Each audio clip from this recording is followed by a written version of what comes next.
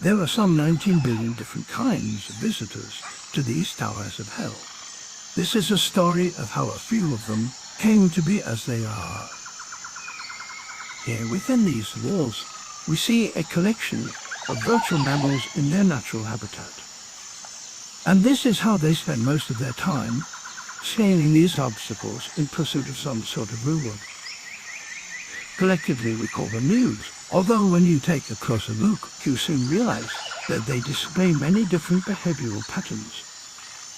Here we are at the nexus of the Tower of Hell community, where we see a myriad of players congregating at the base of the tower. Little do they know that their time here is limited. For in just a few minutes, the whole tower will be no more, and a new tower will spawn in its place.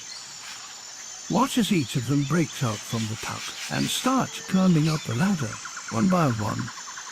Whilst in the past, they all used to slowly climb up a series of steps. This relatively new behavior has since become the norm.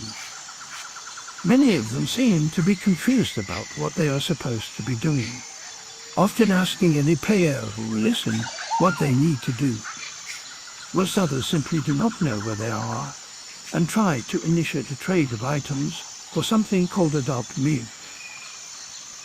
Another common group seem to be unable to differentiate between similar words.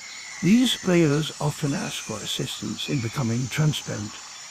As of yet, we are not sure if they are truly trying to scale the tower whilst being undetectable to the community, or more likely, they are actually asking other players to assist them in becoming invincible. Some players with head plumage that resembles cooked meat products are often singled out for ridicule. Looks, however, can be deceiving, as sometimes these players defeat the tower and prove their ultimate worthiness.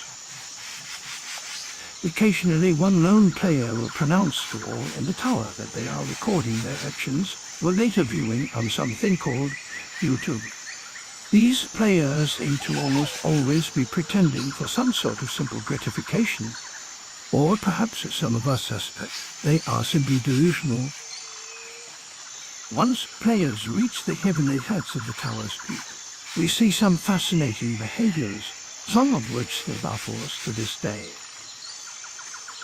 This player is presenting an all-too-common selfish streak. We see as this impatient player ignores the pleas from their fellow winners by walking straight to the inviting glowing door. And by their actions, the result is universally unwanted and condemned by their fellow players. Once atop of the tower, we observe a group of players who like to move rhythmically in a way we could loosely construe as dancing. This appears to simply be a way to pass the time and to show off to the others in a convoluted display of prowess. Another behavior seen involves players standing precariously at the edge with little or no movement at all, as if to say, "I do not fear heights or this tower." One further observation is that some players will intentionally jump off the edge and plummet downwards. We surmise that the purpose of this is to stare death in the face and land at the bottom without a scratch. This behavior to defeat the tower itself upwards as well as down, with no regards to the timer, is perhaps the ultimate display of obvious symbiosis. Regardless individual behaviors, challenges and victories, all must eventually succumb to the tower's will, as the ever-decreasing timer marks the end of their fleeting existence in the tower. But as all players ultimately come to realize, the tower will always provide a fresh challenge in its next incarnation.